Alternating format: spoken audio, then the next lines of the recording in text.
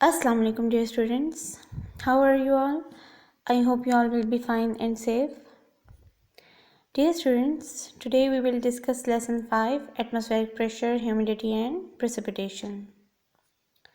Dear students, इस lesson में आज हम डिस्कस करेंगे अपना न्यू टॉपिक साइक्लोन। साइक्लोन क्या होते हैं?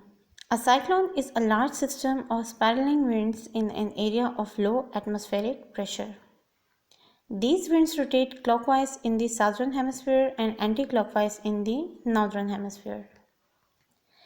साइक्लोन्स लो एटमॉस्फेरिक प्रेशर वाले एरियाज में तेज़ हवाओं के साथ चलने वाला एक बड़ा सिस्टम होता है।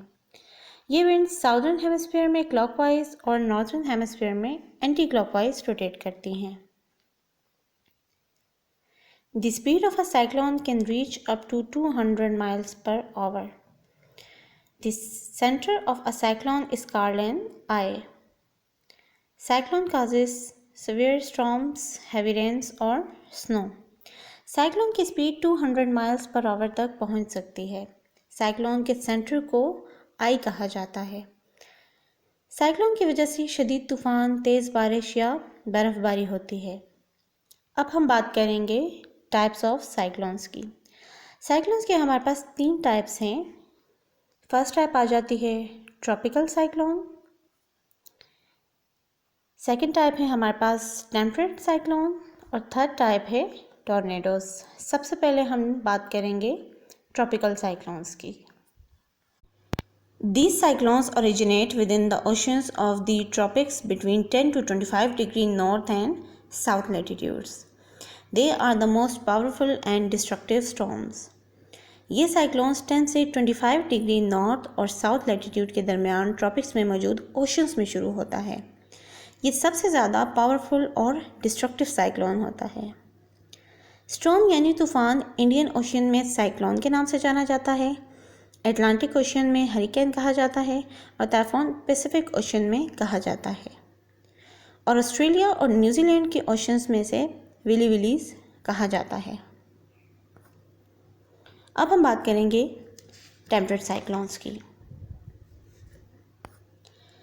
These cyclones generate in the middle and high altitude belts of both hemispheres. They are formed when warm tropical air interact with cold polar air. ये साइक्लोन दोनों हेमिस्फीयर्स के दरमियान और हाई एल्टीट्यूड की बेल्ट में generate होता है। ये उस वक्त बनते हैं जब warm tropical air cold polar air के साथ इंटरेक्ट करती है। साउदर्न हेमिस्फीयर में टेम्परेट साइक्लोन 30 डिग्री से 60 डिग्री लैटिट्यूड के दरमियान डिस्ट्रीब्यूट हैं। यहाँ पर साइक्लोन यूनिफॉर्म होते हैं क्योंकि ज़मीन की सरफेस ज़्यादातर ओशन से कवर्ड होती है।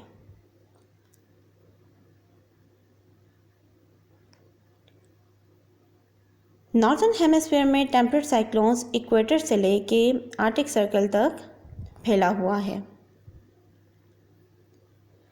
नॉर्दर्न हेमिस्फीयर के बड़े माउंटेन बेल्ट्स वेस्टर्न आइस में इंटरफेयर करते हैं और मिड लैटिट्यूड में ज़्यादा बारिश की वजह से साइक्लोन बनता है। टेम्परेट साइक्लोन्स डायमीटर में बड़े और ट्रॉपिकल साइक्लोन से कम शदीद होते हैं।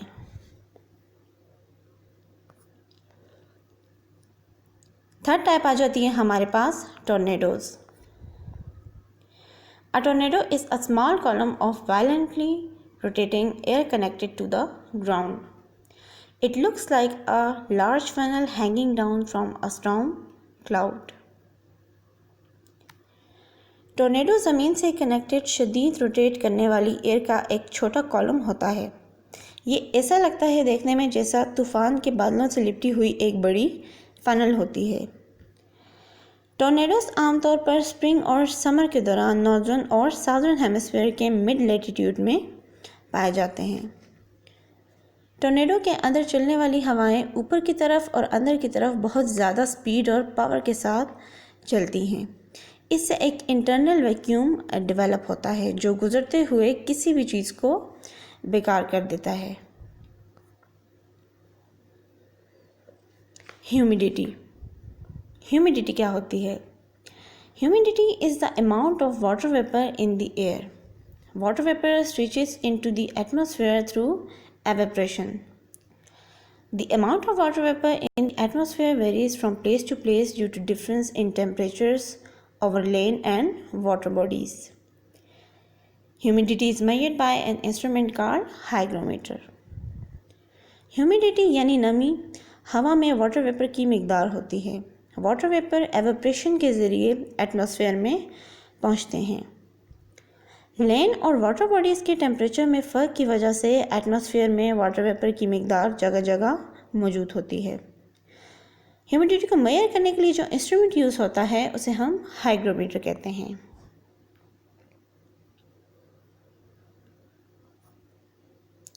अब हम बात करेंगे एवेपोरेशन के प्रोसेस की।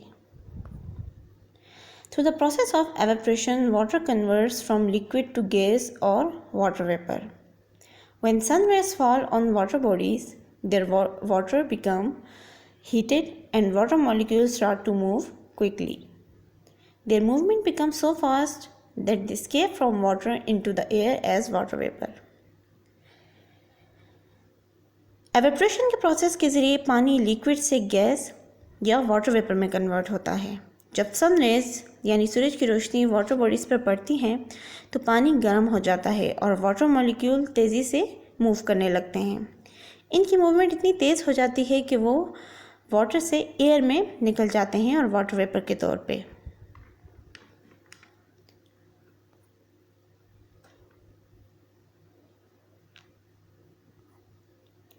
नेक्स्ट आ जाता है हमारे पास कंडेंसेशन का process. Water vapor in the atmosphere is converted into water through condensation.